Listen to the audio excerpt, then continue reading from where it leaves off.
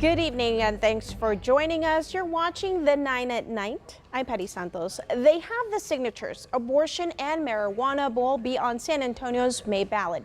The city clerk has verified enough signatures to put the San Antonio Justice Charter in front of voters.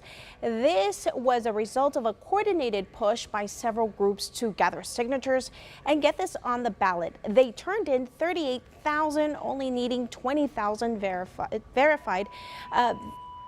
Misdemeanor pot possession is already part of the San Antonio Police Department's cite and release program, but the proposed charter change would forbid even citing people in almost all cases. And when it comes to abortion ban laws, if passed, San Antonio police would be stopped from investigating abortion crimes.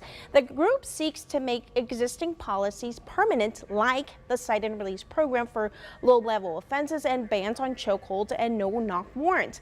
Now, next week, City Council will officially put the amendments on the ballot. As for the organization, they plan to campaign for the amendments until the May election.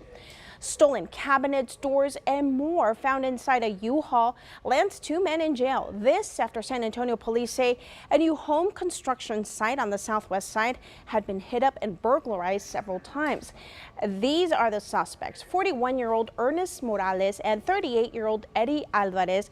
They're each facing theft charges. According to San Antonio police, the construction site of Loop 410 and Old Pearsall Road was becoming a common target for thieves. Now, in effort to catch the criminals, SAPD put trackers on some of the items, and those came in handy today, leading officers to a motel on Southwest Military Drive, where they see a U-Haul truck. They run that plate of the U-Haul truck, it's stolen, and the tracker's hitting right to that U-Haul truck. And thousands of dollars worth of stolen items were found in that truck. SAPD says a GMC Yukon one of the suspects was in was also stolen at last check. They were still looking for that Yukon and the driver. A small business owner is now without her main source of income. Her food truck called Build a Burger was stolen. The $40,000 18-foot trailer was not where she left it on Monday. It was stolen from right outside her mother's home on the east side. Now Julia Valdez is hoping someone will return the trailer because it was not insured. I couldn't believe it. I mean, it's pretty much all I have. It's my livelihood. It's what I feed my kids with. Valdez has filed a police report. If you have any information, call San Antonio Police at the number on your screen. That is 210-207-7273.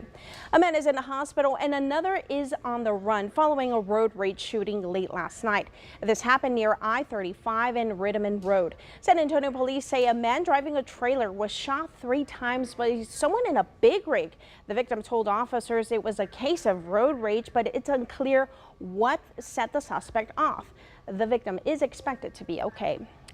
He stole money from a man who was hurt in a high-speed chase and then took it to the bank. Now this Atascosa County EMS director has been fired.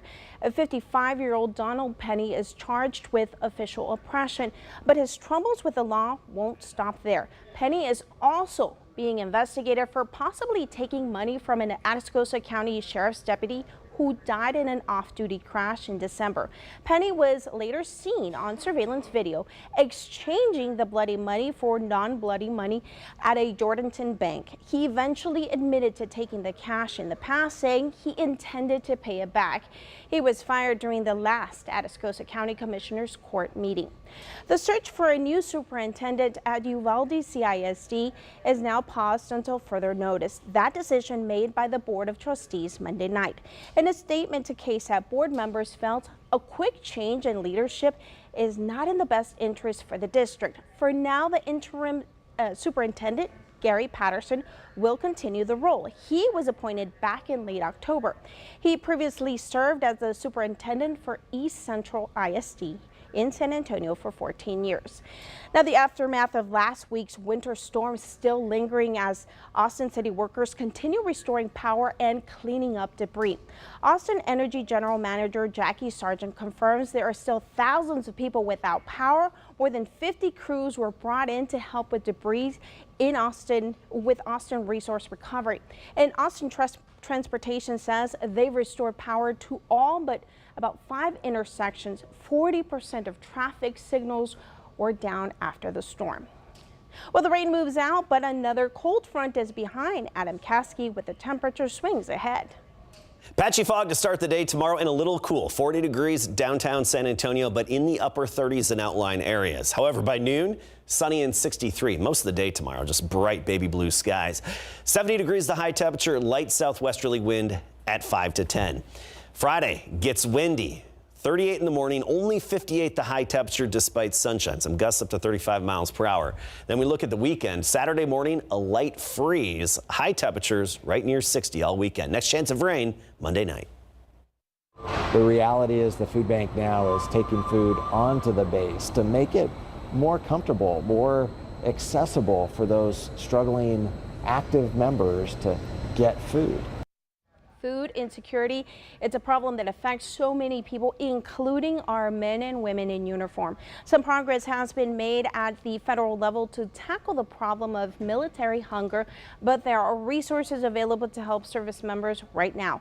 Our Jonathan Cotto tells us why it's happening and who to turn to for help.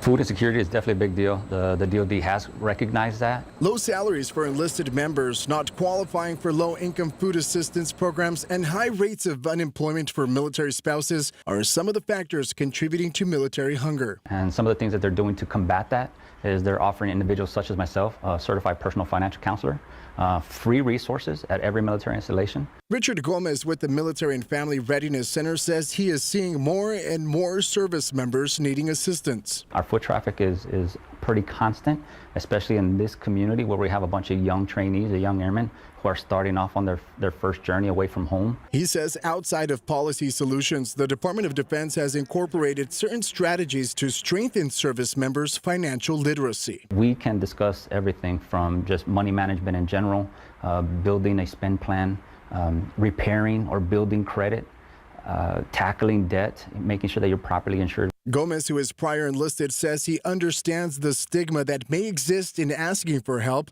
but highly encourages service members to take advantage of the resources. I can speak for myself and so many of the other financial counselors. There's no judgment, right? We've made every mistake in the book and we just want to give back. Jonathan Cotto, KSAT 12 News. Tonight, we are learning 4.9 million bottles of Fabuloso multi-purpose cleaner are being recalled. This is due to possible exposure to harmful bacteria, according to company Colgate-Palmolive. The affected products were sold on Amazon and at retail stores like Dollar General, Sam's Club, and Walmart. And they were sold between December 2022 and January of this year.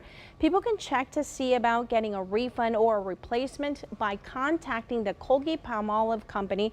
For more information on the recall, just head to KSAT.com. Well, a big congratulations tonight for one lucky Bernie resident who just won $20,000 in a lottery scratch-off game. This, according to the Texas Lottery Commission. The ticket was purchased at M&M Food Mart located off of East Blanco Road. The winner elected to remain anonymous. The odds of winning a prize of $150 or more are 1 in 3. And we're out of time. The 9 at Night returns tomorrow. Have a lovely night.